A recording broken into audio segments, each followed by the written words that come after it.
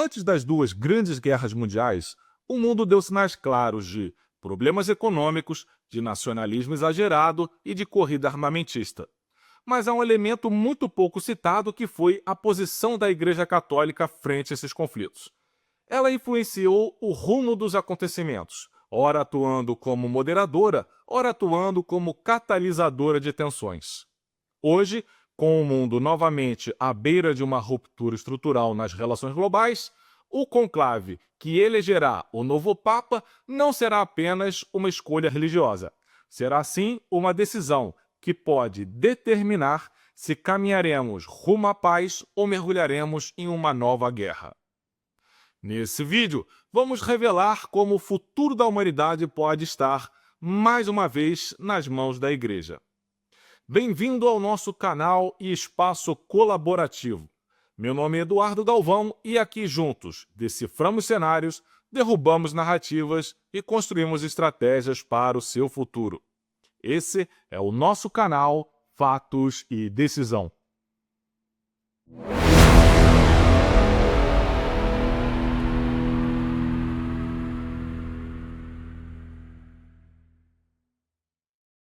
Muito antes de falarmos sobre fake news, essa expressão já fazia parte das preocupações do Papa João Paulo II. Ele alertou na encíclica Veritatis Splendor que a sociedade marchava rumo a um abismo, que seria o colapso da verdade. Já o Papa Bento XVI, por sua vez, aprofundou o tema e esclareceu que a verdade vinha sendo substituída pela conveniência e pela adequação aos interesses e desejos de grupos de pessoas. Esse relativismo moral, chamado por ele literalmente de ditadura do relativismo, é exatamente o que vivemos hoje. O certo e o errado deixaram de ser princípios universais e se tornaram meras opiniões. Isso é perverso para a Igreja. Desde sempre, ela defendeu a existência de princípios morais absolutos, acessíveis à razão humana e, principalmente, revelada por Deus. Entender o mundo objetivamente foi a forma como o homem guiou o seu destino por toda a história, até os tempos atuais. Já a cultura relativista moderna não apenas rejeita padrões, mas ataca aqueles que acreditam em valores e verdades universais, como os princípios de ordem moral e a própria fé cristã. Uma sociedade onde não há critérios claros de certo e errado não consegue prosperar. Não prospera politicamente, moralmente e, quem dirá, espiritualmente. Sobre a aparência de uma pretensa liberdade de pensamento, construiu-se um novo totalitarismo, onde a verdade pode ser negada e descartada, e a mentira elevada à condição de virtude e até motivo de orgulho e caminho de sucesso. As civilizações começaram a ruir de forma lenta e gradual, mas, inexoravelmente, a Igreja faz parte dessa sociedade. Nesse contexto distópico, tivemos um Papa que foi considerado por muitos como o mais controverso da história. Mas será que isso é fato? A Igreja Católica é uma instituição milenar que atravessou impérios, guerras e revoluções. Ela foi perseguida e difamada incansavelmente. Ainda assim, permaneceu de pé. Todos nós sabemos que, ao longo de sua história, houve papas muito piores do que o que nós pudemos conhecer em nossas vidas. Líderes que usaram da força e da violência, cometeram abusos absurdos e mantiveram-se no poder, sem que esses desvios fossem revelados ao mundo. Comandar a Igreja hoje, em plena era da informação digital, em um mundo ideologicamente dividido, onde a fé e os princípios da Igreja confrontam diretamente com o entendimento dominante, não é uma tarefa para amadores. Sob essa perspectiva, é importante destacar que Francisco assumiu o comando da Igreja em um dos períodos mais delicados da história. Ele sucedeu Bento XVI, que renunciou sobre o peso de ataques diretos que se converteram em crise com a propagação massiva de abusos cometidos por membros do clero e outros escândalos registrados no Vatilix. o vazamento de documentos secretos que expôs intrigas, disputas internas do Vaticano. Isso aconteceu aproximadamente entre 2011 e 2012. Desvios devem ser tratados com rigor e sanados. Porém, o peso das notícias na imprensa colocou a credibilidade da instituição cristã em xeque. Francisco conseguiu contornar essas crises e preservar a estrutura da Igreja, reforçando, mais uma vez na história, a solidez institucional. Por algum motivo, a imprensa se calou, pelo menos temporariamente. E, independente das avaliações ideológicas do Santo Papa, esse é um dado que precisa ser reconhecido. Vão-se os anéis, ficam os dedos. A Igreja Católica permanece, ainda hoje, como legítimo símbolo da fé. Mais que uma organização religiosa, é a base da reserva ética da sociedade ocidental. Um alicerce que une não apenas seus fiéis, com sua influência espiritual e cultural, mas une toda a tradição cristã. A instituição é uma ponte além das fronteiras do cristianismo. Ela aproxima, de forma sutil, porém latente, todas as religiões de origem abraâmica, como o judaísmo e o islamismo. Num mundo marcado por guerras e risco crescente de confrontos religiosos, a capacidade de unificação moral e espiritual da Igreja não pode ser fruto do acaso. É uma condição estrutural e temporal construída por milênios e que poderá definir se a humanidade seguirá pelo caminho da reconciliação ou se mergulhará ainda mais fundo na divisão e no conflito. Considerando todo esse contexto que estamos falando, não podemos negligenciar que o conclave, embora siga sua tradição e solenidade, onde os cardeais estão constantemente em oração, é também o palco de articulações, interesses e alianças. Poucos compreendem o que realmente acontece nos bastidores. A Igreja mantém uma vasta rede diplomática, espalhada por todos os continentes. Esses representantes captam os climas sociais, analisam as tensões políticas e se relacionam com as comunidades locais. Desde os menores vilarejos até as mais poderosas megalópolis, conversam, inclusive, com líderes de todos os países e blocos, independente dos regimes socioeconômicos desses países. Esse trabalho influencia as avaliações internas e compõe o entendimento dos cardeais que formam a liderança da Igreja. Ao longo da história, essa rede diplomática foi crucial para entender movimentos globais e para fortalecer a posição da Igreja em contextos complexos de mudança. Embora o conclave seja guiado e preparado pelo Espírito Santo, há intensa preparação humana também. Avaliações estratégicas, articulações reservadas permeiam os corredores do Vaticano. Pelo que parece, costumam ser assertivos. Comenta-se, inclusive, que a origem polonesa de João Paulo II, em 1978, fez dele a escolha ideal frente às preocupações com a expansão do comunismo no leste europeu. Já Bento XVI reafirmou a ortodoxia doutrinária, fazendo frente ao crescimento da pressão progressista. A eleição de Francisco, por sua vez, em meio a uma grave crise de credibilidade, justificou uma renovação intensa. Vozes clamavam por uma narrativa pastoral nova. Quem molda o ambiente do conclave, molda o futuro da Igreja.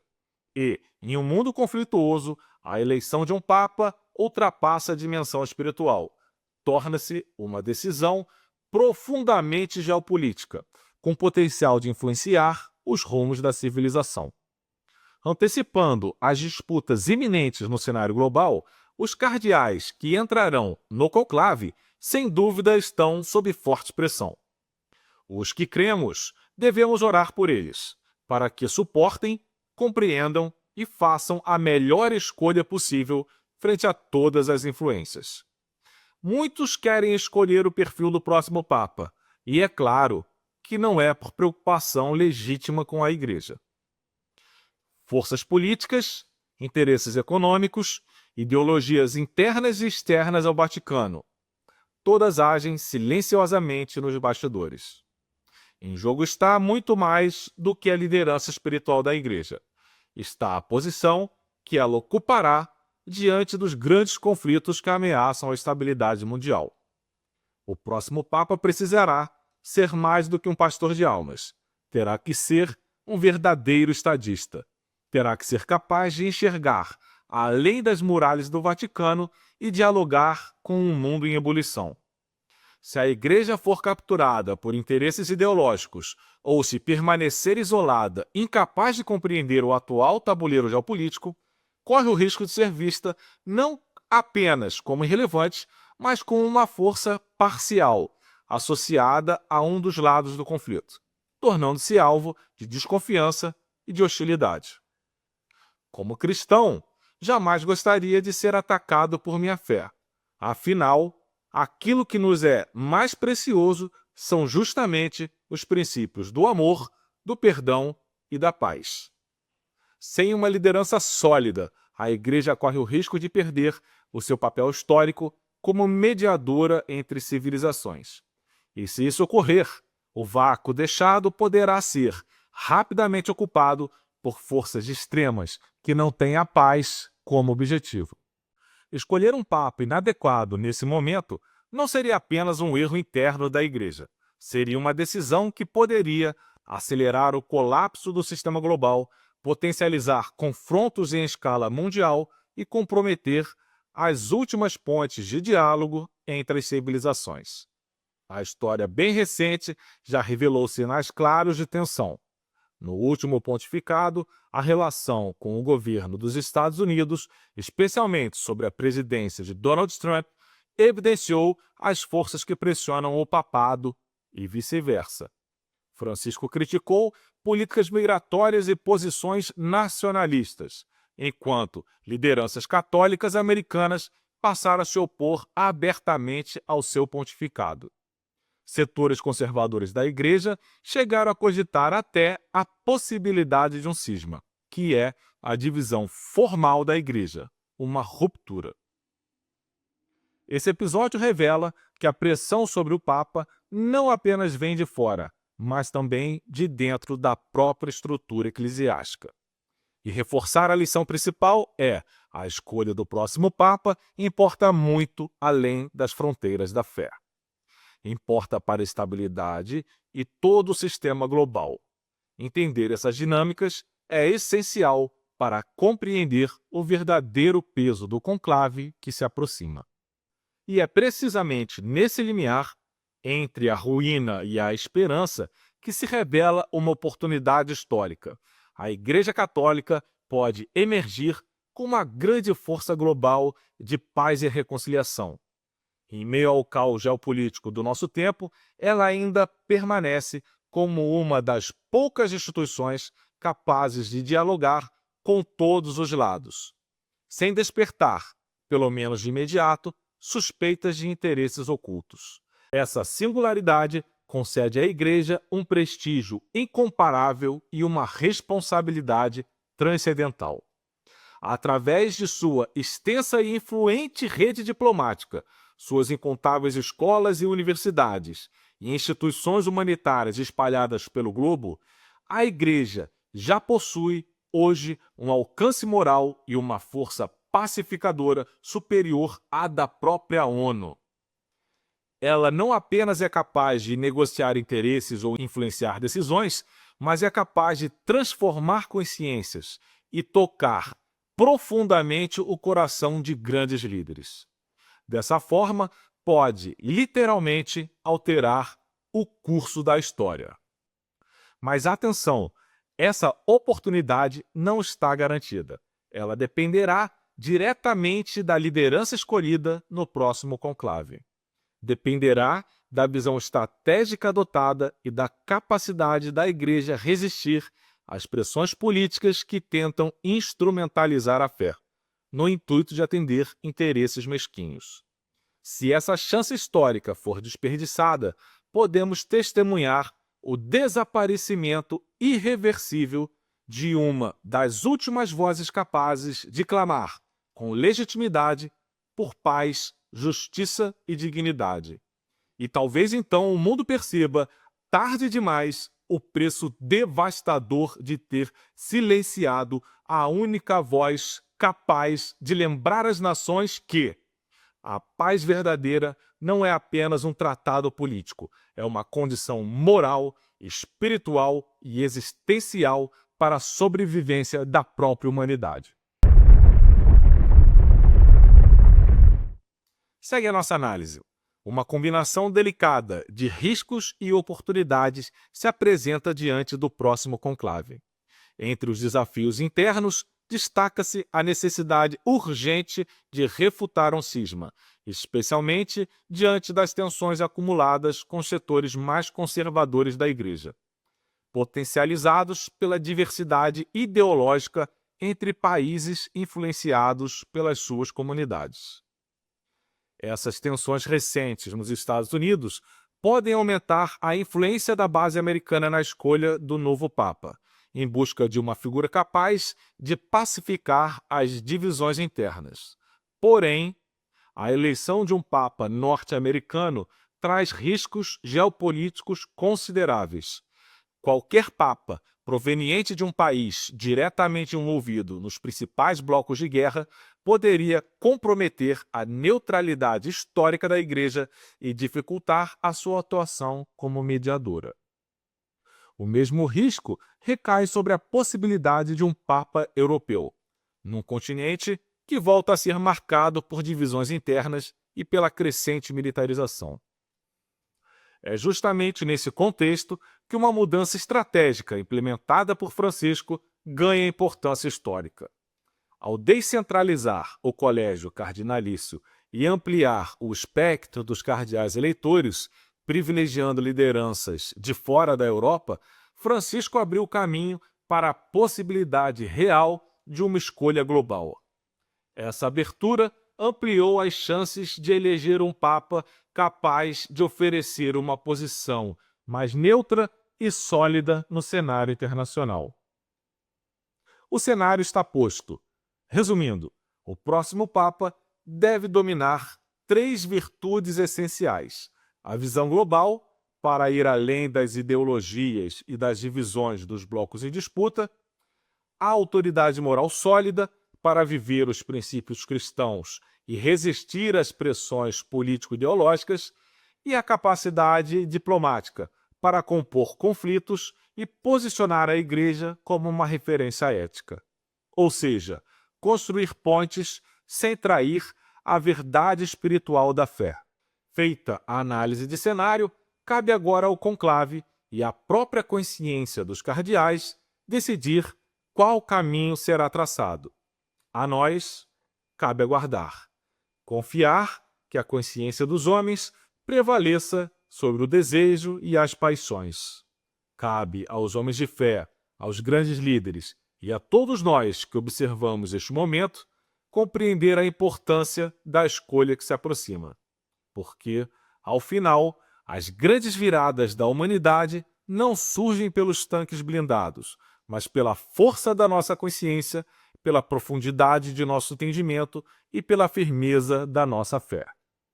Sem essas virtudes, qualquer liderança corre o risco de ser tragada pelas mesmas forças que hoje ameaçam a estabilidade do mundo.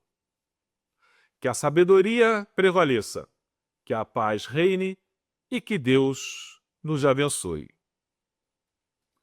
A sabedoria que vem do alto é, antes de tudo, pura, depois pacífica, amável, compreensiva, cheia de misericórdia e de bons frutos, imparcial e sincera. Tiago 3,17. Obrigado por acompanhar mais essa análise do nosso canal Fatos e Decisão. Não esqueça de curtir, compartilhar e comentar com as pessoas que você ama, com seus irmãos ou com quem possa se interessar por esse conteúdo. Esse vídeo não é monetizado pelo YouTube. E se esse conteúdo lhe foi útil de alguma forma e você quiser colaborar com o nosso estudo e produção, deixo aqui meu e-mail para contato, que também é a minha chave Pix, fatosdedecisão@gmail.com. Com seu apoio, podemos ir muito mais longe e ajudar muito mais. minha gratidão genuína. Nos vemos no próximo vídeo de Fatos e Decisão.